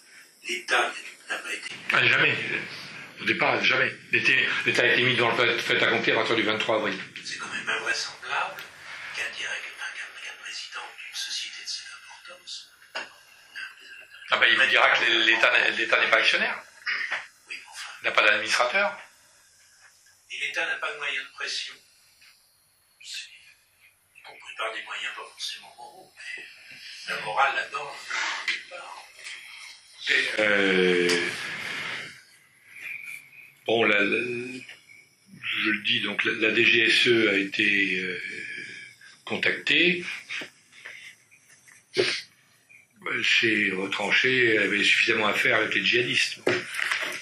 En plus, la DGSE n'est plus équipée pour l'intelligence économique. Et sur le plan du droit en France, est-ce qu'on a l'équivalent de ce que les Américains ou les Anglais ont mis en place? Oui, mais ce droit, non, on l'a pas, mais vous l'appliquez à qui? À General Electric? Oui. Vous avez des ricochets. Le problème, c'est que qu'est-ce que General Electric va apporter réellement à la France? Est-ce qu'il paye des impôts? Quand on interroge Clara Guémard, la question lui a été posée en commission de l'Assemblée. Alors, les grands groupes ont un moyen toujours de répondre à côté. C'est-à-dire qu'ils mélangent les impôts. Hein, ils parlent de la pression fiscale en général et ils mélangent même parfois les charges sociales. Non, ce qu'il faut savoir, c'est qu'est-ce que vous payez réellement comme impôt sur les sociétés. Et ça, aucun des grands groupes ne vous le dira. Ouais, il ne vous le dira pas parce qu'ils n'en payent pas. Pratiquement pas. Et nulle part. Bon, alors maintenant, avec l'OCDE, l'OCDE a quand même fait du travail, hein, notamment le Français qui s'occupe de ça. Et on va, d'ici 1 ou 2 ans, obliger les entreprises à publier leurs comptes pays par pays.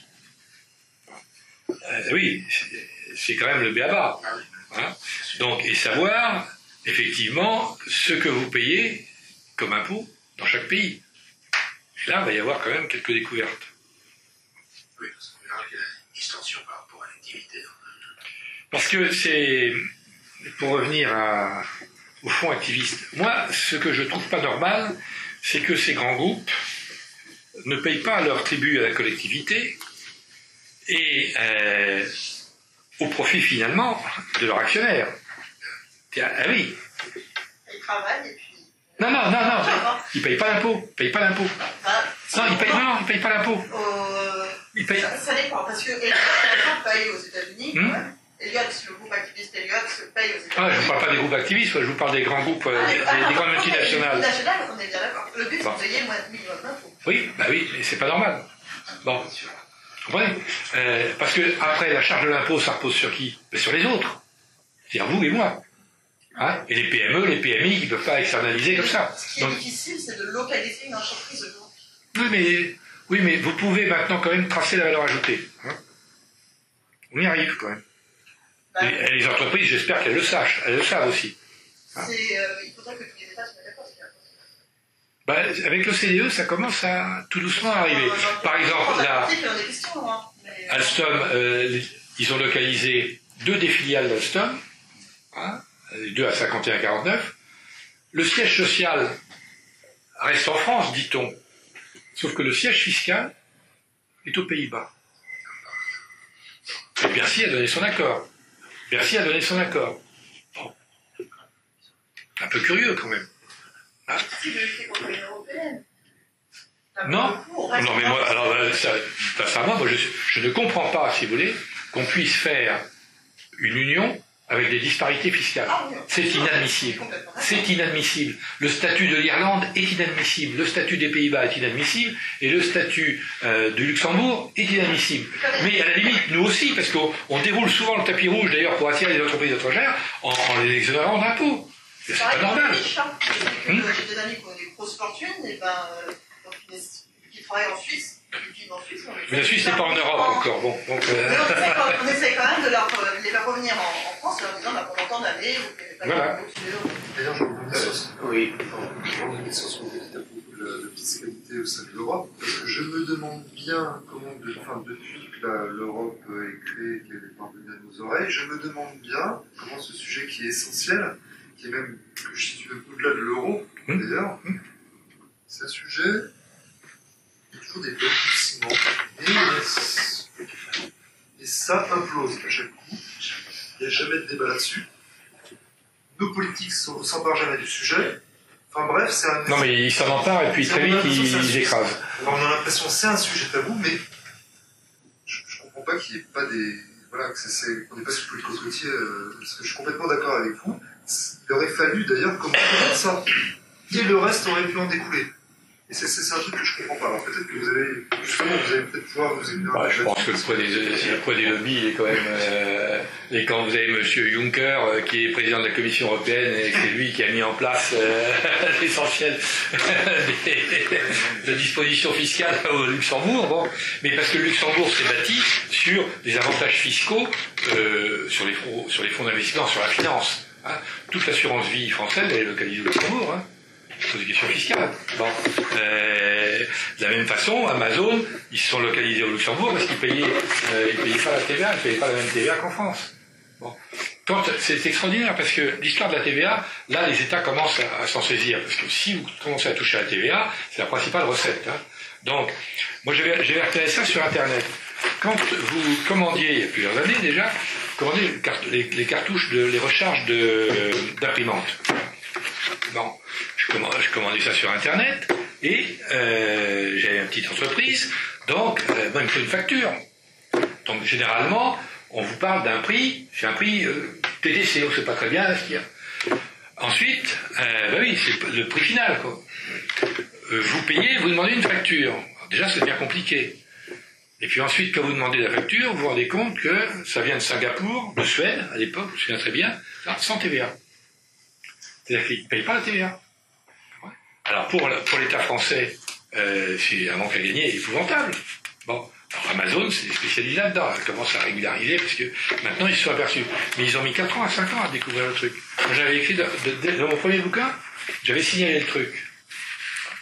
Vous voyez tout de suite l'évaporation de la TVA par Internet. Bon, commerce en ligne.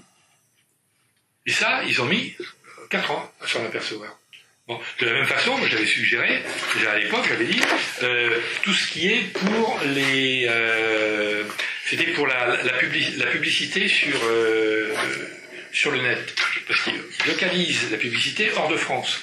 Enfin, la publicité, vous avez des sites, vous avez la pub, c'est pour le public français, c'est fait, etc.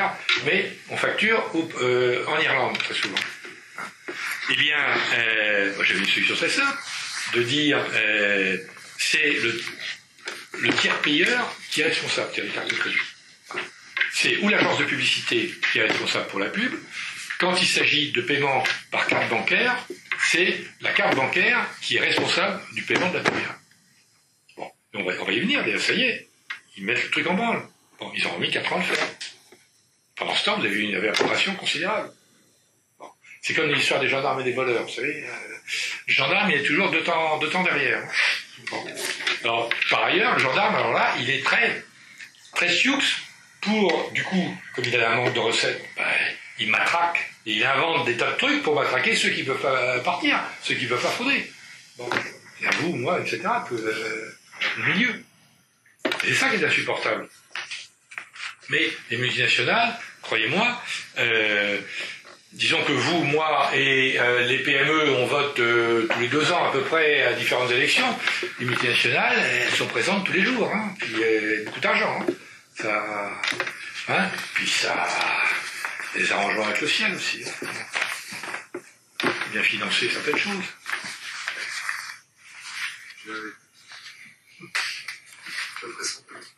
Oui, je pense.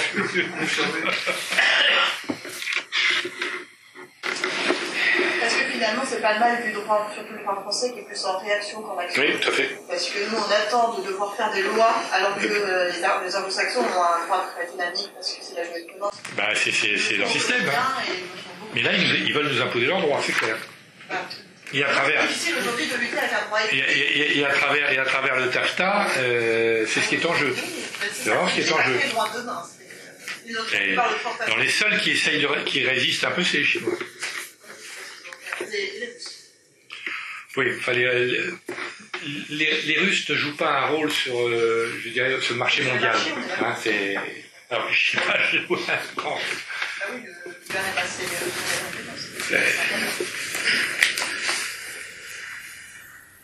Monsieur,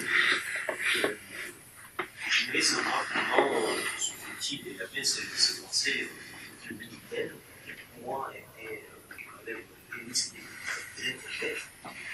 Et maintenant, c'était à 30 ans. il a disparu. Oui, complètement, oui. On le trouve en brocante à Opus. Oui, c'était des raisons.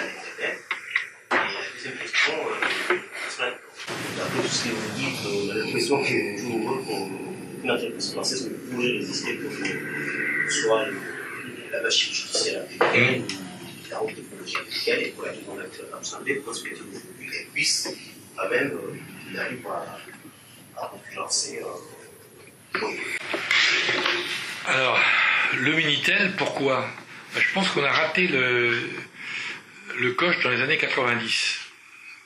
Ce sont des années horribilis chez nous. Je crois que il y a eu les erreurs de management.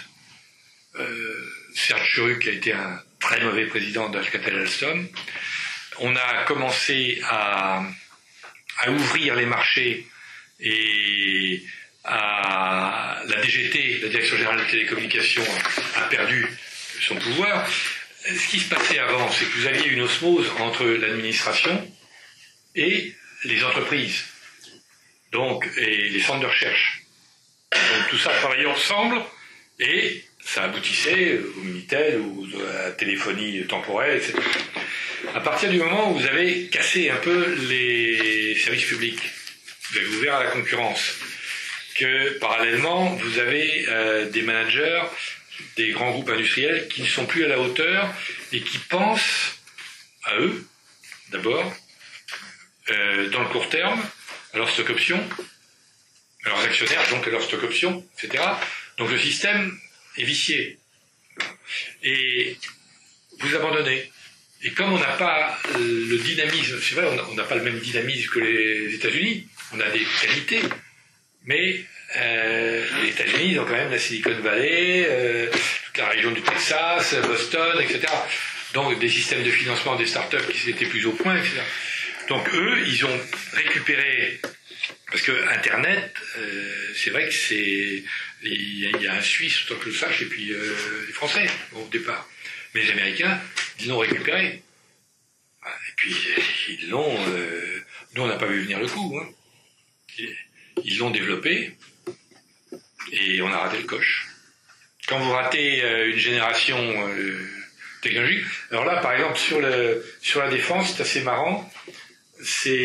Apparemment, les Américains ont raté le coche sur les avions de combat.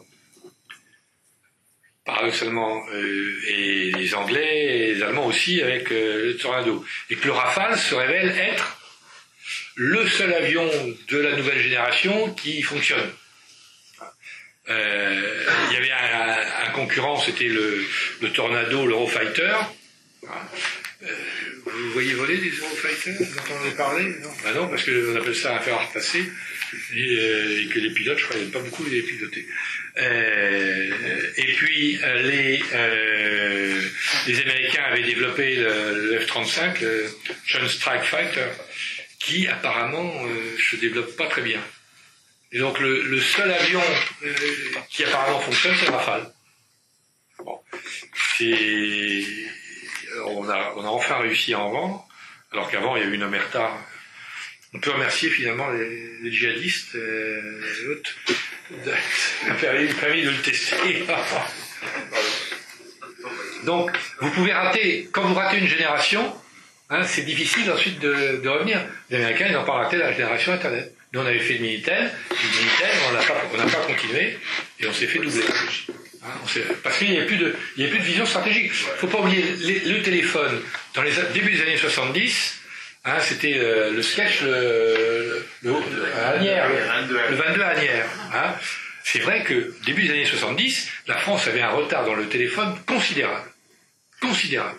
On était la risée du monde entier. On était au-dessous de l'Espagne. Oui, exactement. Bon.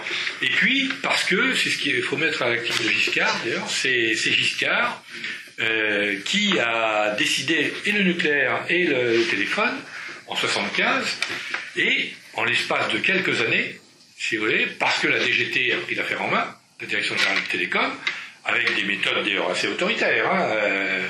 Moi, je connaissais bien les dirigeants de l'époque. Hein. Ah, ils y allaient, mais ils avaient une vision du truc. Et du coup, on a rattrapé notre retard et on a été en avance, puisqu'on a même racheté ITT. C'est vrai qu'en technologie, les systèmes temporels, qu'on appelait les premiers centraux électroniques temporels, c'est nous qui les avons fait. Puis après, parce qu'il n'y avait plus la DGT, parce que les managers ont failli, parce qu'on n'a pas suffisamment investi dans la recherche, parce qu'il n'y avait plus de pilote, il n'y avait plus de pilote dans l'avion. Il faut un pilote. Il n'y a plus de pilote dans l'avion, on s'est laissé aller. Des grands patrons. Des grands patrons oui. de télécom. Exactement. Il n'y a plus de... C'est fini, je veux dire. On a ouvert la DGT, etc. Donc ils n'étaient plus incitateurs, ils n'étaient plus moteurs. Mais si je peux me permettre, sur le Minitel, ça a gagné beaucoup d'argent, le Minitel, et les gens ont pu gagner de l'argent. Est-ce que vous dites, chacun a vu qu'il y avait juteux, on n'a pas une stratégie à long terme. Non. C'est dommage. Monsieur, vous lui posez Je vais vous demander. je vous redonne. Il y avait pour les puces. Comment les puces arrivent à exister face à. Airbus a réussi. On me pose la question en me disant mais aujourd'hui Airbus ne pourrait pas exister. Hein, Airbus a existé parce que les Allemands avaient une sorte d'interdiction de revenir dans l'aéronautique après la guerre, comme les Japonais d'ailleurs. Et donc c'est les Français qui ont récupéré sur le continent, les Anglais évidemment, pas le monopole, mais la fabrication des avions. Donc ça a commencé avec la Caravelle. Hein. Ensuite, on a fait le Concorde avec les Anglais, et on a eu l'idée de lancer Airbus. Mais ça, c'était à une époque où, dans le rapport franco-allemand, la France était devant et l'Allemagne derrière. D'abord, à l'époque, l'Allemagne, en termes d'habitants, on était à peu près au même niveau. Même économiquement, notre poids était à peu près similaire. Et technologiquement, c'est nous qui apportions la technologie, hein, avec l'aérospatiale. Et les Allemands, eux, ont joué petit, se sont fait discrets, tout en se disant, mais finalement, nous aussi, on sait faire des avions, Dornier, Messerschmitt, etc., Henkel, mais pour le moment, on s'écrase. Et donc, on se met dans le sillage des Français. On paye, quelque part, normalement, mais c'est les Français qui sont leaders. Et ça a marché. C'est ce qu'on voulait faire en informatique avec Unidata. Où là, on était aussi leader. C2I était leader devant Siemens. Bon. Et là, ça a capoté à cause de Giscard. Mais Airbus, aujourd'hui, ne pourrait pas. De toute façon, Airbus, il ne faut pas se leurrer. Hein. Airbus est dominé maintenant par les Allemands.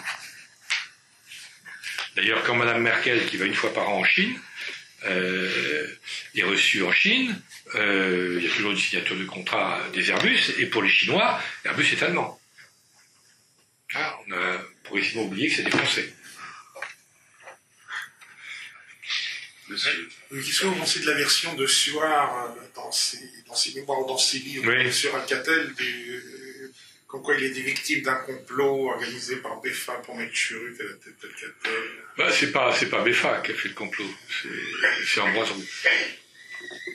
Hein, je raconte ça. Pourquoi? Parce que Ambroise Roux n'a pas vraiment choisi,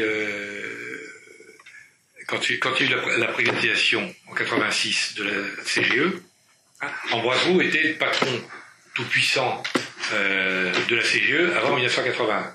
Et c'était le parrain du monde des affaires. La CGE est nationalisée en 81. Ambroise Roux se retire tout de suite, mais continuera à jouer un rôle très important dans le monde des affaires, de parrain. Il s'entendait très bien avec Mitterrand, finalement.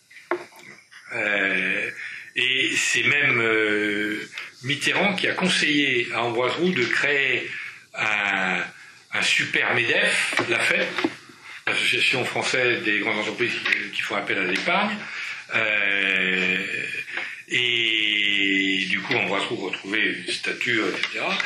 Et en 86, quand ça a été privatisé, c'est Ambroise Roux qui a organisé la privatisation, bien sûr. Il n'allait pas revenir là, il avait été passé à autre chose, mais il aurait aimé choisir le patron de la... Or, c'est Suard qui a été nommé parce que Suard était très introduit dans le RPR. Et Suard, il avait été l'employé d'Ambroise Roux. Il dirigeait les câbles de Lyon. Et Ambroise Roux avait un certain mépris pour Suard. Voilà, je dirais comme un petit ingénieur, etc. Et donc, Suard, à ce moment-là, a commencé à faire un certain nombre de choses. Il a fait des accords avec GEC, l'anglais GEC, et il a fait une connerie.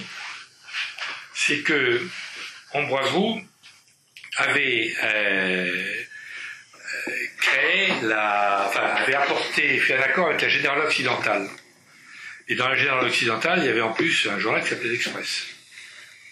Et ça, Ambroise Roux, il avait fait ça avec Jimmy Goldsmith d'ailleurs, et était très fier de ça. Et il s'occupait de la Générale Occidentale, et il avait mis un de ses protégés, son ancien directeur de la communication, à la tête de l'Express. Et la Générale Occidentale et l'Express dépendaient donc du groupe CGE. Et Suard a viré le protégé d'Ambroise Roux, Willy Stricker, de l'Express, et il a, je ne sais même plus s'il l'a viré, Ambroise Roux de la Générale Occidentale. Et ça, c'était un crime de lèse-majesté. Donc Ambroise Roux s'est vengé.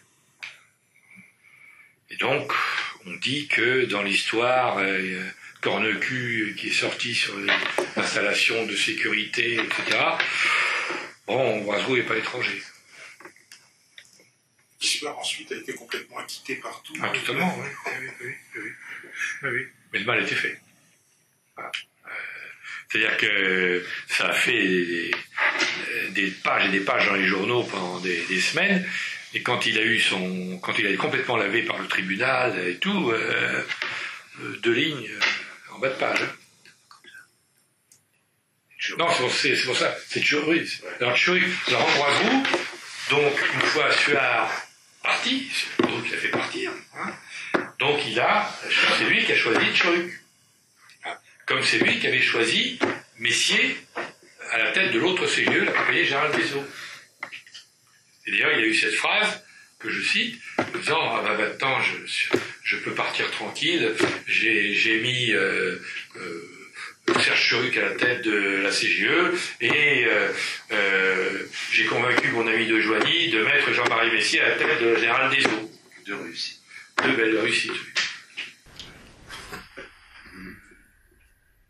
Alors, maintenant, comment voyez-vous l'avenir industriel du pays? Essayez de ne pas nous achever. Je pense qu'on a fait une erreur, moi le premier, c'est que pendant 20 ans, on s'est dit, bon, ok, on est en train de détruire notre tissu industriel, notamment en comparaison avec l'Allemagne et l'Italie, tout le tissu des entreprises moyennes industrielles. Mais on a le CAC 40. Erreur. Le CAC 40 n'est plus français. Depuis longtemps. Et la génération des managers précédents, je pense au BBA, etc., était encore, je dirais, patriote. des hommes d'affaires, des managers, mais il est donné encore territoire. La nouvelle génération sont des mercenaires. Ils se foutent de la France. Ils sont soumis à la pression de leurs actionnaires, y compris activistes. Donc il faut que les quarterly soient corrects, etc. Et donc ils se préoccupent de ça. Et donc il ne faut pas compter sur le CAC 40 pour redoper le tissu industriel de la France. Donc ce qui est grave, c'est que on a liquidé le tissu de l'entreprise intermédiaire de deux façons. D'abord, le CAC 40 a maltraité ses sous-traitants et a joué systématiquement le low cost et la sous-traitance là où c'était le moins cher, ça l'arrangeait. Ensuite, la fiscalité avec les plus-values et l'ISF n'ont pas arrangé les choses non plus. Pour une raison simple, mettez-vous à la place de quelqu'un qui a créé son entreprise dans les années 60. Bon. Pas de capital au départ, il faut développer, développe sa boîte, etc. Il arrive à fin des années 90, il a l'âge de la retraite, ses enfants ne veulent pas prendre la suite. Donc il se dit, je vais vendre mon entreprise. Logique. Jusqu'alors, il était en outil de travail. Là, il va vendre son entreprise, mettons qu'il la vende 20 millions d'euros. Il va se prendre une plus-value maximum sur 20 millions d'euros. Et puis ensuite, avant, il était en outil de travail. Là, il se retrouve avec ses 20 millions d'euros à l'ISF. Et donc, au tarif fort. Donc, qu'est-ce qui se passe? C'est le conseiller fiscal lui conseille évidemment d'abord d'aller se localiser à Bruxelles, notamment, où il n'y a pas d'impôt sur les plus-values, et puis ensuite de vendre son entreprise une fois qu'il est localisé à Bruxelles. Et ensuite, il ne sera pas imposé à l'ISF. Et qui va acheter? Ça a été comme c'était la mode des fonds d'investissement à l'époque. Donc des fonds d'investissement rachètent l'entreprise. Comme il faut faire cracher que c'est l'entreprise qui va payer les intérêts de l'emprunt que le fonds a pris pour acheter l'entreprise, donc il faut faire cracher la bête. Donc vous serrez les boulons. Et puis ensuite, vous faites un deuxième LBO. Il y a LBO1, LBO2. Celui qui a un LBO2, il faut qu'il fasse à nouveau cracher l'entreprise. Serre les boulons encore, etc. Bon, puis il y a un LBO3. Puis ensuite, il faut trouver un couillon qui rachète l'entreprise et qui va afficher, l'entreprise elle ne peut plus rien cracher, donc il va faire une perte. Donc, alors vous avez un exemple comme ça, c'est Cegelec, que je raconte dans le livre. Donc Cegelec est une filiale d'Alstom. Donc il y a un premier LBO qui est fait par le cadre dirigeant, avec deux fonds d'investissement, un britannique et l'autre un fonds de la Caisse des dépôts. Ils font une très belle opération et donc ils revendent à LBO France au bout de 3 ans, alors on a serré les boulons, et là les deux fonds d'investissement sortent, dans celui de la Caisse des dépôts, les cadres dirigeants qui avaient 10% sortent pour moitié et se remettent dans le deuxième fonds, donc ils empochent une plus-value colossale, premier coup, ils se remettent dans le deuxième LBO, le deuxième LBO au bout de 3 ans est revendu, bon, mais là, il faut trouver un couillon, on trouve des Qataris. Les Qataris rachètent, au prix fort, je crois 1,5 milliard, évidemment, arrive la crise. Boum. Donc ils se prennent un grand coup, et à ce moment-là, il faut que les Qataris sortent, mais ils ne veulent pas afficher la perte. Une perte de près de 500 millions. Qu'est-ce qu'ils font? Ils font un accord avec Vinci, et Vinci se paye en partie, paye l'achat avec des actions Vinci aux Qataris. Donc tout ça est masqué, ça ne paraît pas trop dans les comptes, etc. On masque la perte. Donc c'est ça les LBO, c'est faites de la fuite en avant. Jusqu'au jour où il y en a qui rattrapent la patate chaude. Ça. En attendant, les boîtes, elles sont nettoyées. nettoyés. Et les bons trucs sont vendus ailleurs. Ah, bien sûr.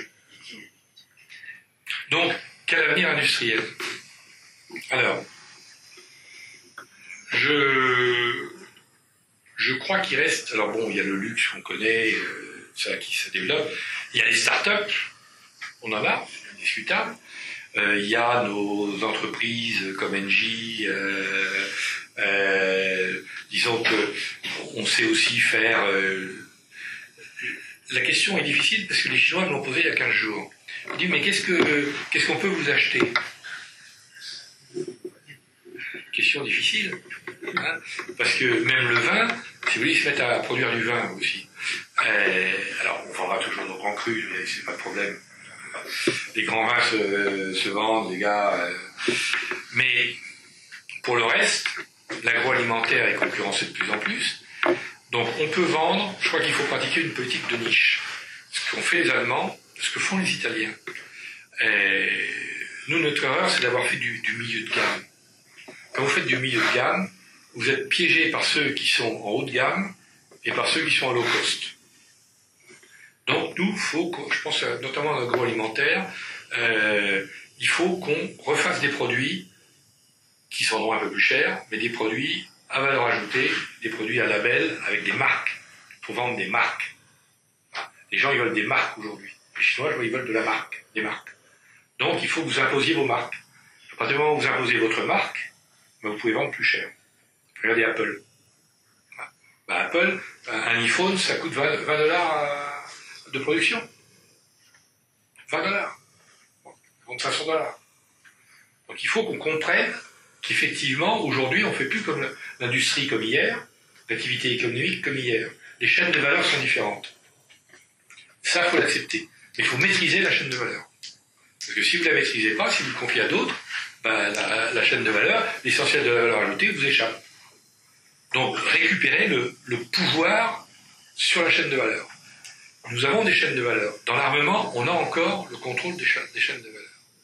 Donc, je suis un fervent partisan d'une augmentation du budget de la défense, pour de multiples raisons, et avec cet argent, de soutenir et de développer nos industries de défense avant qu'elles ne se fassent bouffer, hein, et d'essayer d'irriguer tout ce qui est dans les hautes technologies, ce que fait le DOD aux États-Unis. Il faut que ce soit l'argent de la défense, et là on ne peut pas nous chercher des noises. Bon, parce que c'est encore de notre souveraineté. Donc c'est par là qu'on peut essayer de récupérer, par exemple, le Rafale. Dans les Rafales qu'on a vendus en Égypte, payés par l'Arabie Saoudite, et au Qatar et en Inde, il a fallu aller demander l'autorisation aux Américains. Pourquoi? Parce qu'il y a quelques composants du Rafale qui sont américains. Et que les Américains ont une règle qui s'appelle ITAR, c'est-à-dire que c'est une très belle histoire, ça. Autrefois, les règles ITAR, c'était si 10% de votre produit vient des États-Unis, vous êtes obligé de demander l'autorisation des Américains pour exporter, notamment dans un certain nombre de pays qui sont soumis à des conditions, etc. Le cas s'est posé avec la Chine. EADS voulait vendre des satellites aux Chinois qui étaient demandeurs. Donc, comme la Chine est sous embargo de haute technologie de matériel militaire par les Américains, donc il faut demander aux Américains. Les Américains ont dit niet, parce que 10% des composants sont américains. Là-dessus, Thales se frotte les mains et dit « Ah, moi, je n'ai que très peu de composants américains, donc je vais pouvoir vendre aux Chinois. » Et là, les Américains ont changé la loi, la règle. Les normes ITAR, c'est pas 10%, c'est des composants que nous estimons stratégiques. Qu'il y en ait un seul, ça suffit. Donc, pour ça que les Rafales, on est obligé de leur demander l'autorisation. Donc, il faudrait absolument que on les connaît, ces composants, qu'on les fabrique ici. Qu'on ne soit pas dépendant, pour des exploitations sensibles, de l'autorisation américaine. Donc, la défense, c'est un domaine où ça peut irriguer. Ensuite, vous avez une minute parce que les cuisines... Pardon. Déjà la défense. La défense. Bon, les startups, je suis pas pour les... Bien, si je suis pas pour les subventions, pas pour les usines à gaz, même les pôles de compétitivité, tout ce truc-là. Le crédit impôt recherche, c'est pas mal, mais je suis plus pour les déductions, la déduction fiscale, qui est simple. Voilà. C'est-à-dire, vous investissez dans une entreprise, start-up, et à la limite même non start-up, il faut trouver un moyen de défiscaliser une partie de votre investissement, hein, et à ce moment-là, l'argent va irriguer. Bon, y a des entrepreneurs en France, mais il ne faut surtout pas que ce soit l'administration qui commande. Parce que l'administration, d'abord, n'a plus les compétences techniques, technologiques qu'elle avait il y a 30 ans. C'est surtout dominé par Bercy, l'inspection des finances, des inspecteurs du travail, etc., hein, ou des juristes, des juges. Donc, il faut... Le gros problème que nous avons, c'est le pouvoir d'administration. Et ça, on commence à peine à s'en rendre compte. Les politiques, ils ont beaucoup de défauts, mais ils n'ont pas tous les défauts. Un ministre aujourd'hui n'a aucun pouvoir. C'est l'administration qui décide. Et regardez Macron. Dans la loi Macron, c'est une loi fourre-tout. Il n'y a pas que des trucs mauvais. Hein. Eh bien, comme il l'a fait en passant au-dessus de son administration, les autres, on ne sort pas les décrets d'application. C'est aussi bête que ça. Hein, et en se disant, attends, Coco, dans 2 ans, tu ne seras plus là, donc nous, on sera toujours là. Donc, comment imposer à l'administration? Il y a une administration qui a complètement changé d'idéologie. Hein. Quai d'Orsay, c'est frappant aussi. Hein. Donc, c'est une administration qui n'est plus l'administration qu'on a connue. Hein, et c'est une administration qui, pour conserver son pouvoir, hein, cadenasse les politiques, est indispensable, parce que c'est vrai que vous pouvez faire un texte de loi, si vous n'avez pas les décrets d'application, zéro. Donc comment le politique pourra-t-il réimposer son pouvoir, enfin sa façon de voir, sur l'administration? Il faut le vouloir déjà. Hein? Faut le vouloir. C'est pas le vouloir. Faut le vouloir. Et après, ça s'arrange très très bien. Faut le vouloir et ne pas hésiter à sévir. C'est ça. C'est bien, mais sévère, c'est-à-dire... voilà. Faire des exemples. Bon, oui. Bon. Qu'importe. On va